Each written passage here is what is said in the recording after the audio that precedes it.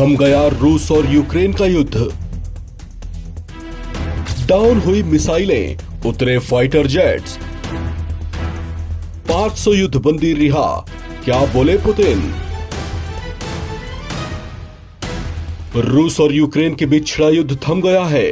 रूस के राष्ट्रपति व्लादिमीर पुतिन ने यूक्रेन के खिलाफ अस्थायी युद्ध विराम की घोषणा कर दी है। एक बहुत लंबे अंतराल के बाद रूस के युद्ध प्रभावित सरहदी इलाकों और यूक्रेन में धमाकों और विस्फोटों की धमक बंद हो गई है। यहां पर लंबे समय के बाद फिजा में खामोशी का एहसास हो रहा है।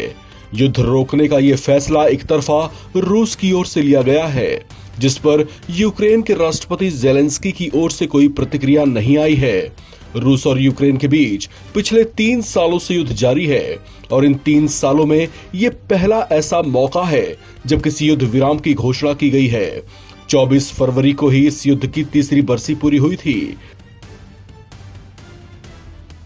दरअसल व्लादिमीर पुतिन ने यह फैसला ईस्टर के त्योहार के चलते लिया है। ऐसे में रूस अगले 30 घंटों तक यूक्रेन पर कोई हमला नहीं करेगा। हालांकि आपको बता दें कि रूस और यूक्रेन के बीच युद्ध विराम को लेकर अमेरिकी राष्ट्रपति डोनाल्ड ट्रंप भी लगातार प्रयास में लगे हुए थे। उन्होंने दोनों देशों में बातचीत शुरू करने के लिए 30 दिन के युद्ध विराम की अपील की थी, लेकिन दोनों देश उनकी ये पेशकश नहीं माने थे। जबकि जनवरी 2023 में भी क्रिसमस के मौके पर खुद रूस ने ही 1 दिन के युद्ध विराम का ऐलान किया था, लेकिन उस समय यूक्रेन नहीं माना था और उसने रूस पर हमले जारी रखे थे। हालांकि अब की बार ईस्टर के मौके पर जब रूस की ओर से दूसरी बार युद्ध विराम का एक तरफा ऐलान हुआ है, ऐसे में यूक्रेन भी अघोषित तौर से अब तक इस पर अपनी सहमति जताता दिखाई दे रहा है। यानी पुतिन की इस घोषणा के बाद यूक्रेन की ओर से भी अब तक हमले नहीं किए गए हैं। यूएई की मध्यस्थता के चलते रूस और यूक्रेन ने 500 से ज्यादा युद्धबंदियों को भी रिहा किया है। रूस और यूक्रेन ने एक दूसरे के 246 युद्धबंदियों को रिलीज किया है। साथ ही रूस ने यूक्रेन के 32 घायल सैनिकों को भी छोड़ दिया है। यूक्रेन ने भी रूस के 15 घायल सैनिकों को रिहा किया है। रूस के रक्षा मंत्रालय की ओर से जारी बयानों के मुताबिक व्लादिमीर पुतिन ने क्रेमलिन में एक बैठक के दौरान ईस्टर युद्ध विराम की घोषणा की है। पुतिन ने रूस के सशस्त्र बलों के प्रमुख जनरल वालेरी गेरासिमोव से बॉर्डर पर स्थिति के बारे में जानकारी ली और घोषणा की कि रूसी पक्ष 19 अप्रैल की शाम 6 बजे से लेकर 21 अप्रैल की रात 12 बजे तक सभी सैन्य कार्रवाई बंद रखेगा। इस बयान में रूस की ओर से कहा गया कि मानवीय उद्देश्यों से प्रेरित होकर ईस्टर युद्ध विराम की घोषणा की गई है।